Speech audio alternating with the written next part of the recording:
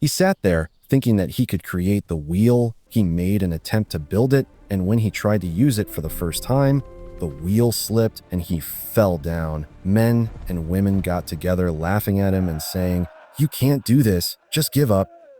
But he sat there, thinking, "I will change the world. I will try again. I can do it." Please like and subscribe my channel Innovation Journey. Thanks for watching. Long before roads, engines, or even written history, there was only muscle, rope, and earth.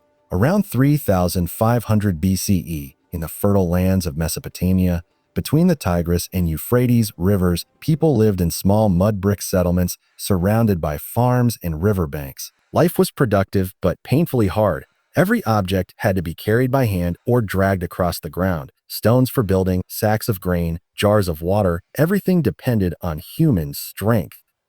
On a hot afternoon, a craftsman from the village was hauling heavy stones from the riverbank to a storage hut under construction.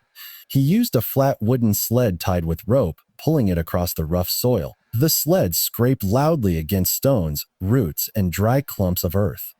Each meter forward demanded enormous effort. His shoulders burned, palms blistered, and sweat soaked the dust on his skin. Moving weight across land was the greatest struggle of daily life.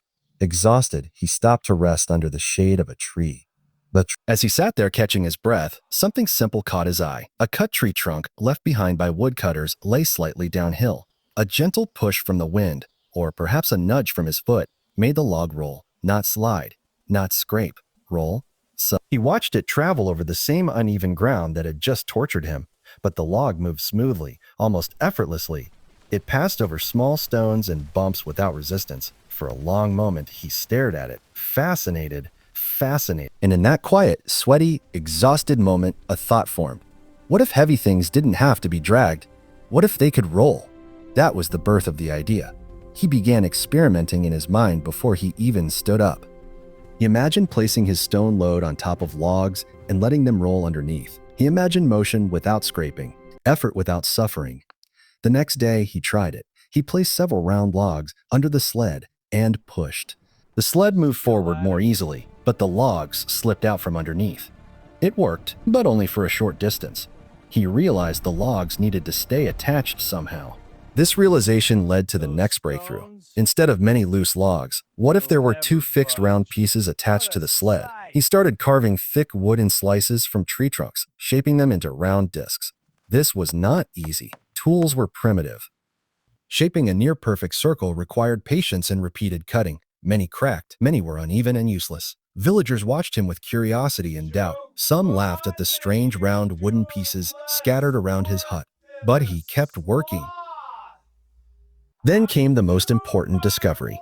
He carved a hole in the center of the wooden disc and inserted a straight wooden rod through it. This rod acted as a support. When he mounted two of these discs on either side of a wooden frame and pushed, something magical happened. The discs turned. Fabril, not the rod, not the frame. The discs rotated around the rod. For the first time in human history, a wheel and axle existed. He loaded stones onto this frame and pushed. The load moved forward with astonishing ease. No scraping, no grinding, just smooth, rolling motion.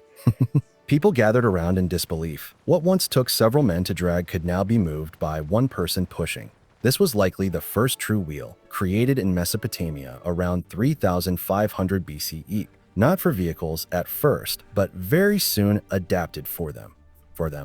Very. Interestingly, one of the earliest uses of this rotating concept was for pottery wheels. Potters realized they could spin clay smoothly to form perfectly round pots. Soon after, the same principle was applied to carts for transporting goods, but the early wheels were heavy, solid, wooden discs.